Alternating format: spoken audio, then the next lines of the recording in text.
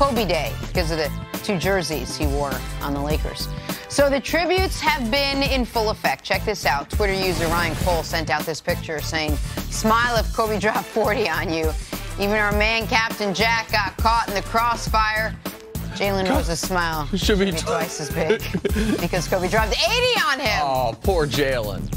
Folks forget that Jalen Rose was an all-star. They just remember as the guy that gave up 81 to Kobe. Oh, you can't forget that. I mean, what? Jalen's an NBA player, but Kobe couldn't score 81 on me. No, there's no doubt. Because you'd have done what you did. He just wouldn't have been able to score 81. I believe it. For some, either I would have put some pressure on him offensively, but man, I don't care. Much respect to all them guys, but not 80.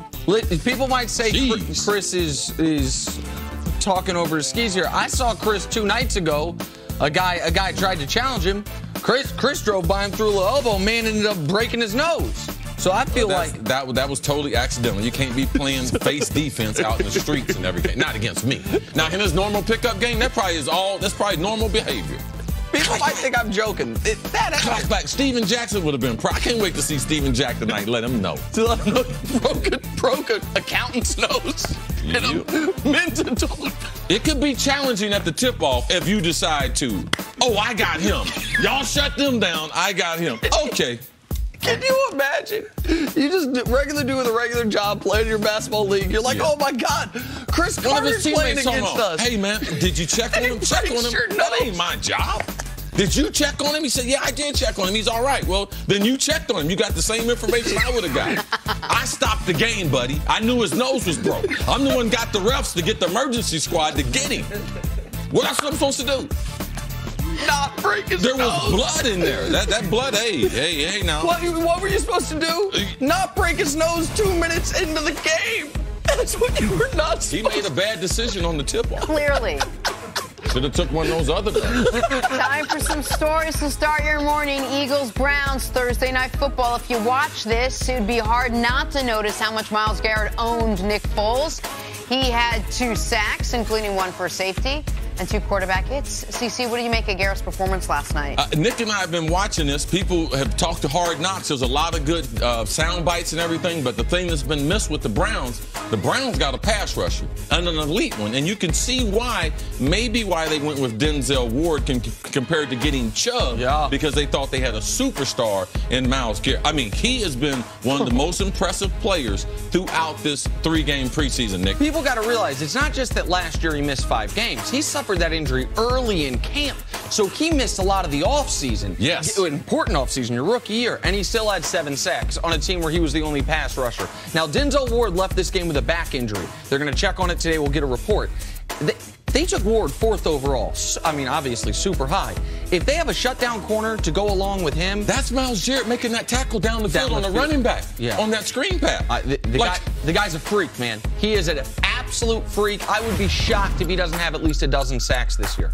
Sticking with the Browns now, they reportedly still have interest in Dez Bryant. Talks are ongoing.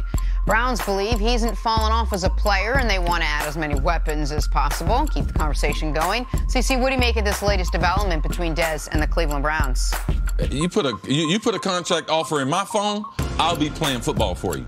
That's what I'll be. If they offered him a contract, why would he be bragging about it on Instagram? Like, why didn't you sign it? It wasn't enough money? You want more money? Well, that's Mike Silver is reporting, and Mike Silver is very good, that they can't come to terms on money. What? I don't get it. I understand maybe the Browns aren't offering you what you'd like, but guess what? I know for a fact they're offering you more than everyone else. You hard pressed with Josh Gordon only paying $800,000, and they think Josh is a better receiver. So, I mean, there's a certain reality now. What you think you're worth and what the market thinks you're worth, you need to come to a reality on that. In pro sports, no one is overpaid, but also no one is underpaid. You are paid what you are worth in this, except for the guys who are drafted and it's fixed. Like, Dez might think he's worth more than, well, the market is setting what he's worth. Man, Dez, you can play hardball for a little bit. Now, let me play agent for Dez again, because I gave you bad advice with the Cowboys, Dez. Now I'm telling you, take whatever they offer you. Oh, waive my commission, sir. On to the Chiefs now. Sign that thing. Their wideout, Tyreek Hill, had some interesting comments yesterday about how good he and quarterback Pat Mahomes might be. He said, quote, "I feel like me and Pat could be the best.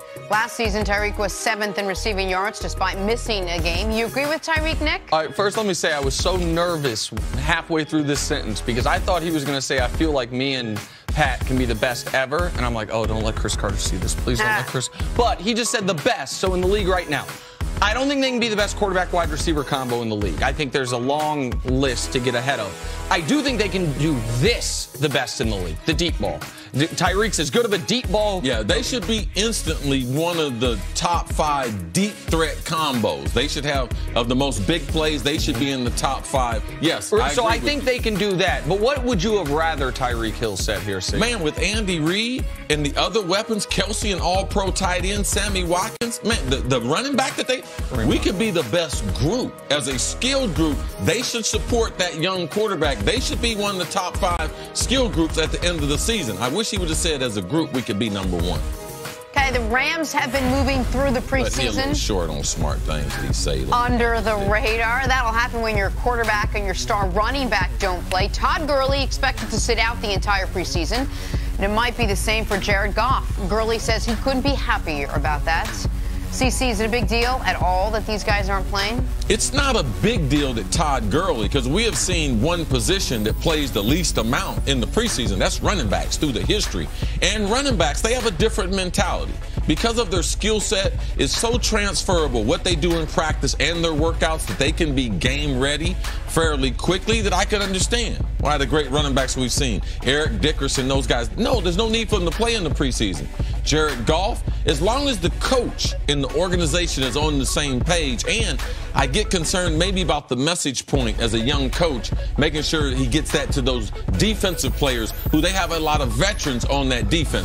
I'd be much more concerned about Goff than Gurley. Gurley, I think, is fine. My guess is Gurley won't play a preseason game for 5 years. Like, I mean, it's probably that wouldn't be surprising. Zeke maybe either. Like, but Goff, you got a new receiver. You were good last year, but you had some flaws, especially in your defense. You're a little concerned that he hasn't earned that yet. Correct. And I think he needs as much practice. Interesting test case with the Rams, though. Aaron Donald's obviously not going to play any preseason. Gurley's not playing any preseason. Goff might not play any preseason. Like, interesting what they're doing. Might have to look at that schedule them first 4 weeks of the season. They need to get off to a good start. I know they play Oakland week 1. I'll give you the rest in a moment. Of course you will. Oakland, Arizona, Chargers, Minnesota week 4.